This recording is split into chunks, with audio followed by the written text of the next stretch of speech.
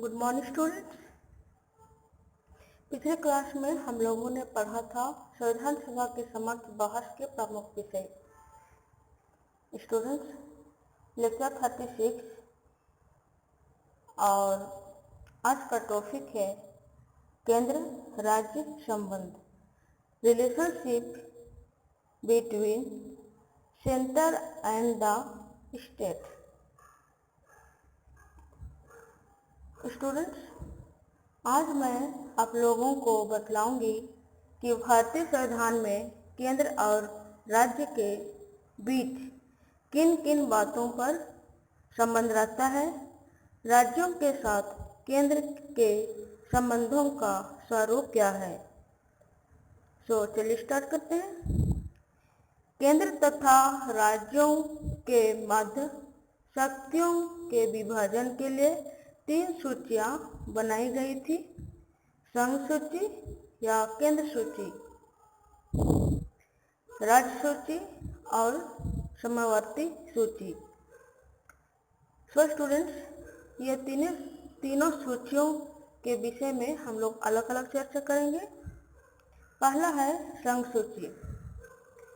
संघ सूची में विषय रखे गए जो राष्ट्रीय इम्पोर्टेंट है तथा जिनके बारे में देश भर में एक समान नीति होना आवश्यक है, जैसे प्रतिरक्षा, विदेश नीति, डाक, तार, टेलीफोन, रेल, मुद्रा, बीमा या विदेश व्यापार इत्यादि।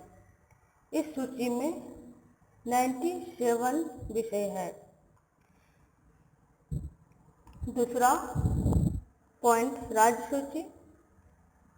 राज्य सूची में प्रादेशिक महत्व के विषय सम्मिलित किए गए थे जिन पर कानून बनाने का अधिकार राज्य सरकारों को दिया गया है। राज्य सूची के प्रमुख विषय है कृषि, पुलिस, जेल, चिकित्सा, स्वास्थ्य, मालगुजारी इत्यादि। इन सूचियों की संख्या 66 थी। नेक्स्ट पॉइंट है समवर्ती सूची। समवर्ती सूची में 47 विषय थे। इस सूची के विषयों पर केंद्र तथा राज्य दोनों कानून बना सकते हैं, परंतु किसी विषय पर यदि संसद एवं राज्य के विधानमंडल द्वारा बनाए गए कानून में गतिरोध या विरोध होता है तो संसद द्वारा बनाए गए कानून ही मान्य होंगे।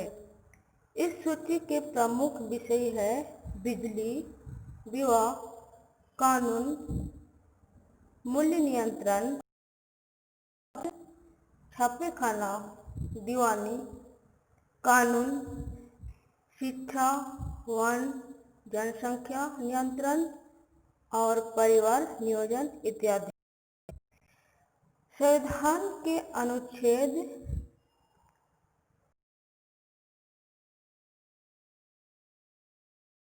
में संवैधानिक तंत्र विफल हो जाने पर राज्य के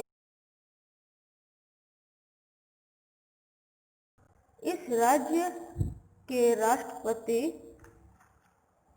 शासन लागू किया जा सकता है। स्टूडेंट्स, आज के लिए इतना ही।